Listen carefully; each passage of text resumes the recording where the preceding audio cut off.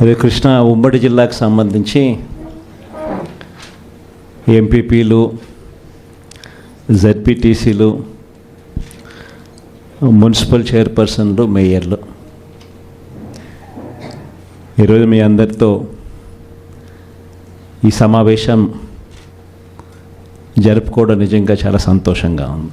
స్థానిక సంస్థలకు సంబంధించిన ఎన్నికలు జరిగినప్పుడు మన party YSR Congress party clean sweep చేసినాం.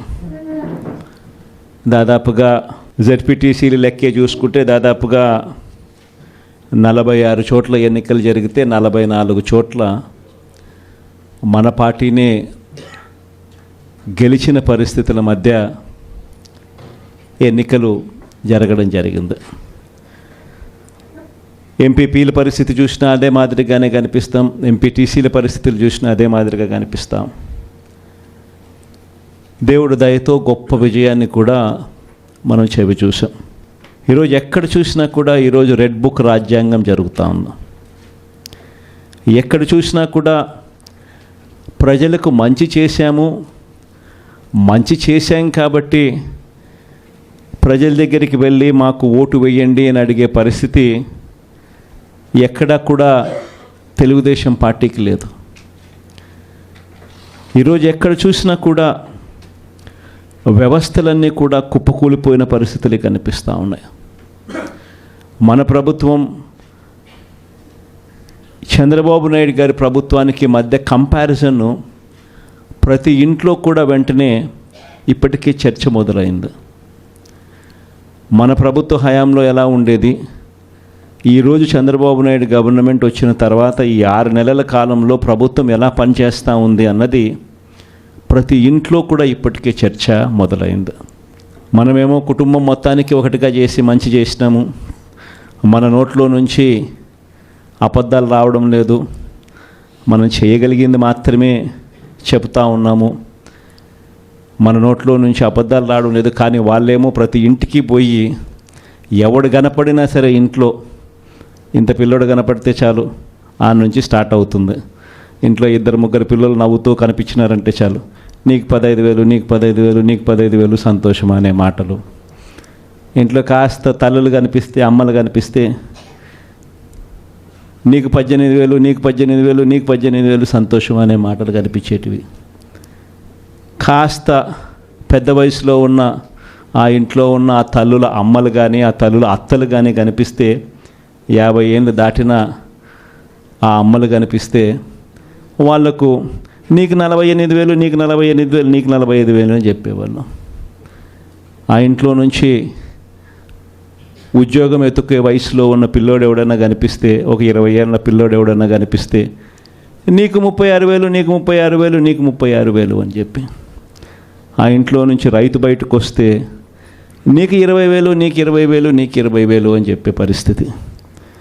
నిజంగా ప్రతి ఇంటికి వెళ్ళి ఈ మాదిరిగా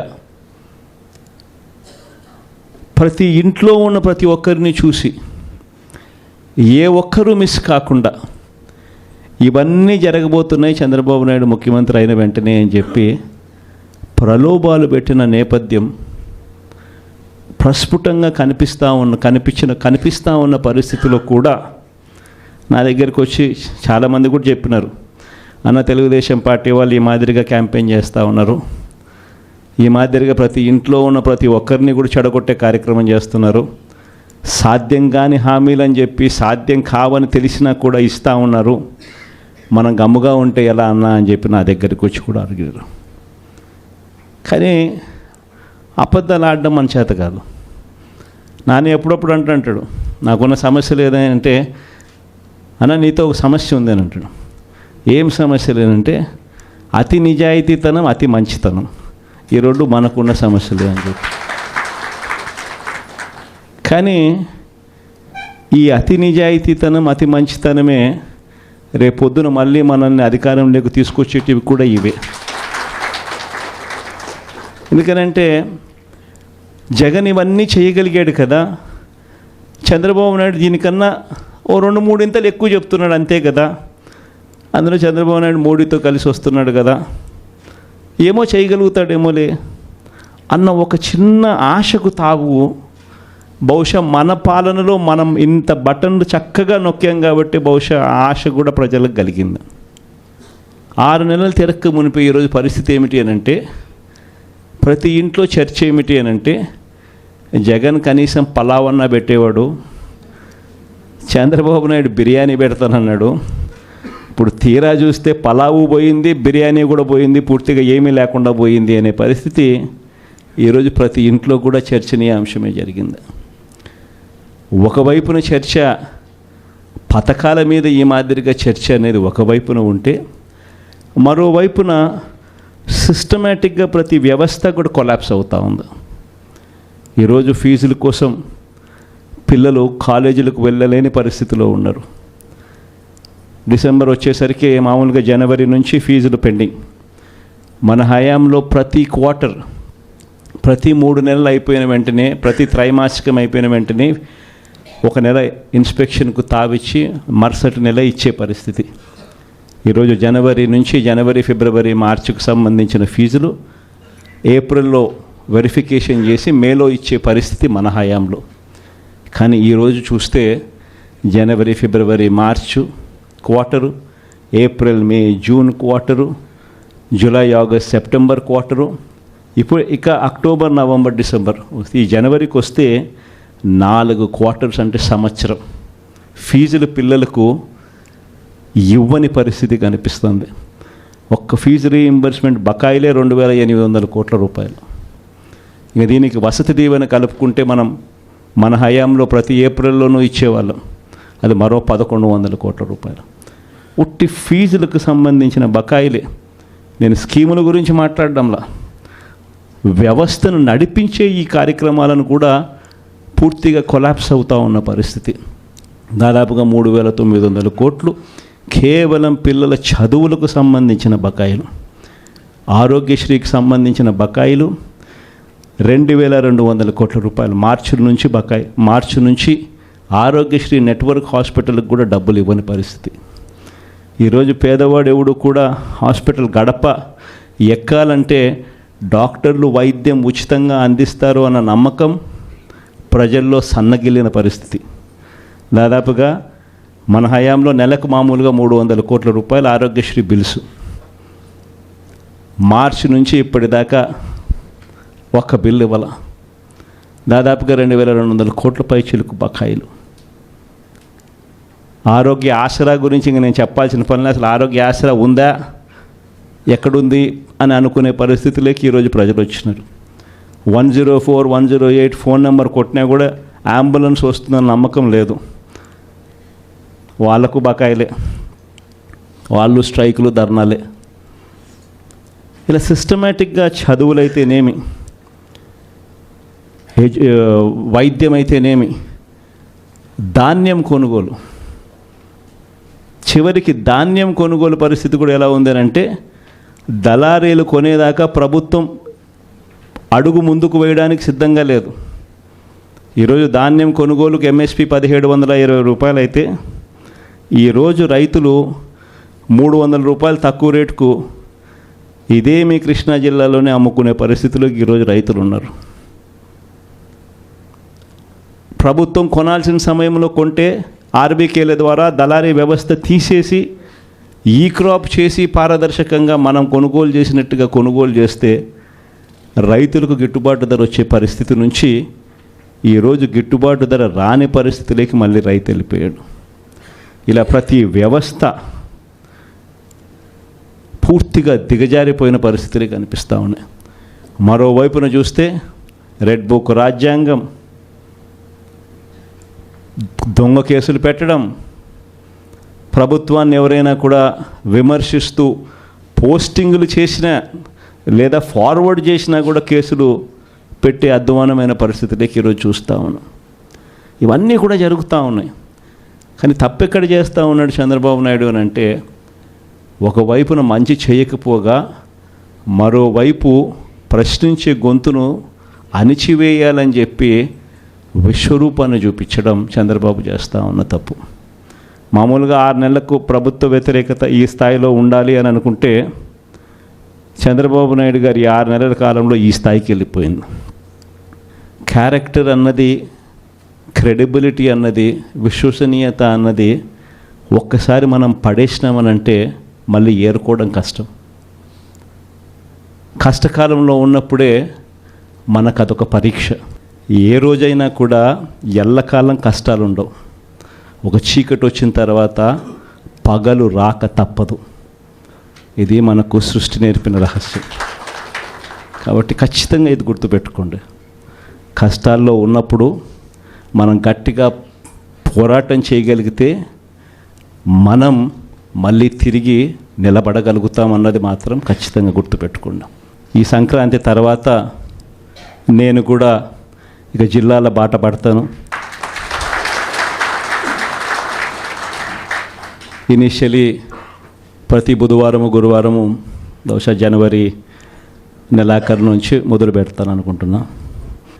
ప్రతి వారం బుధవారం గురువారం నేను కూడా జిల్లాల్లోనే పడుకుంటా. ప్రతి పార్లమెంటు ఒక యూనిట్ కింద తీసుకొని నేనే అక్కడికి వచ్చి నేనే బస చేస్తా. బుధవారం అంతా కార్యకర్తలతో 3 కాన్స్టిట్యున్సీసు, గురువారం అంతా మరో 4 కాన్స్టిట్యున్సీసు కార్యకర్తలతోనే మమేకమయ్యే కార్యక్రమాలు, పూర్తిగా కార్యకర్తలకి కేటాయింపు చేసే కార్యక్రమాలు చేస్తాం. సో అక్కడే ఉంటూ కార్యకర్తలతో మమేకమవుతూ కార్యకర్తలతో తోడుగా ఉండే కార్యక్రమం, కార్యకర్తలకు దగ్గరయ్యే కార్యక్రమం కూడా చేస్తాం. దాంట్లో భాగం కూడా ప్రోగ్రాంలో పేరు కూడా కార్యకర్తలతో జగనన్న పార్టీ బలోపేతానికి దిశానిర్దేశం అనే కార్యక్రమం పేరు కూడా పెట్టి ముందుకు తీసుకొని పోతాం. ఆ ప్రోగ్రాం ఎజెండా, ముఖ్య ఎజెండా ఏమవుతుందనంటే మండలి స్థాయి కల్లా కమిటీలు ఆ లోపలనే ఫామ్ చేయమని చెప్పి మా వాళ్ళందరికీ చెప్పా. జిల్లా అధ్యక్షులకి, సెల్స్కి సంబంధించిన అధ్యక్షులను, పార్టీ పటిష్టత కోసం వీళ్ళన్నీ కూడా ఇప్పుడే కమిటీస్ అన్నీ కూడా ఫామ్ అవుతూ ఉన్నాయి. వీళ్ళందరికీ ఇచ్చిన ఆదేశాలు ఏమిటంటే మండలి స్థాయి కల్లా, నా ప్రోగ్రాం స్టార్ట్ అయ్యే టయానికల్లా మండలి స్థాయి కల్లా పూర్తిగా అన్ని కమిటీస్ ఫామ్ చేసేయండి అని చెప్పిన. అంటే జిల్లా స్థాయి, నియోజకవర్గం స్థాయి, మండలి స్థాయి.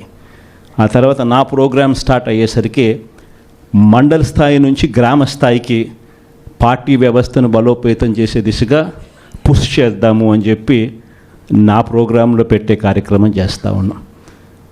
నెక్స్ట్ కార్యక్రమం ఎలా ఉండాలి అని అంటే బూత్ కమిటీస్ దగ్గర నుంచి గ్రామ కమిటీస్ దాకా నేను నా ప్రోగ్రాంలు స్టార్ట్ అవుతే పుష్ చేస్తాం.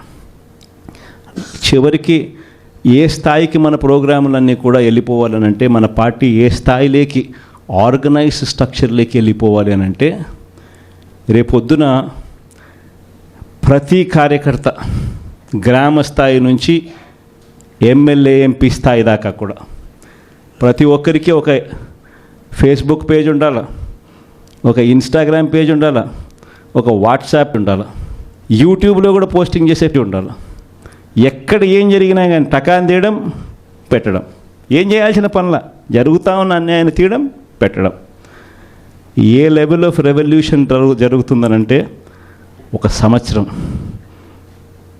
ఈ నుంచి ఒక సంవత్సరం పోయిన తర్వాత గ్రామంలో చంద్రబాబు నాయుడు గారిని, తెలుగుదేశం పార్టీని క్వశ్చన్ చేస్తూ ప్రతి ఇంట్లో నుంచి వాయిస్ రావాలి. అది మనం చేయాలి, మన కార్యకర్తలతో మనమంతా కలిసికట్టుగా చేయించాలి. ఏమైంది మా సూపర్ 6లు, ఏమైంది మా సూపర్ 7లు, ఏమైంది మాకు చెప్పిన మాటలు అన్న దగ్గర నుంచి ప్రశ్నల వర్షం మొదలవుతే, ఏమైంది మా స్కూలు, ఏమైంది మా హాస్పిటలు, ఏమైంది మా పంటల కొనుగోలు పరిస్థితి, ఏమైంది మా ఆర్బీకే కాడికి ప్రతి ప్రశ్న ప్రతి గ్రామం నుంచి కూడా లేయాలి. ఇవన్నీ కూడా రాబోయే రోజుల్లో అడుగులు వేగంగా వేస్తూ ముందుకు పడాలి.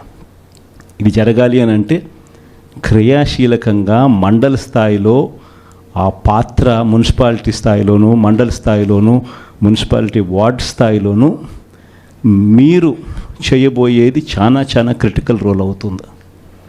లాస్ట్ టైం మనకు 151 ఎమ్మెల్యేలు మనకు వచ్చినాయి. ఈసారి 151 కాదు, తెలుగుదేశం పార్టీని ఈసారి సింగిల్ డిజిట్లకే కన్ఫైన్ చేసే పరిస్థితిలోకి తీసుకొని రావాలి.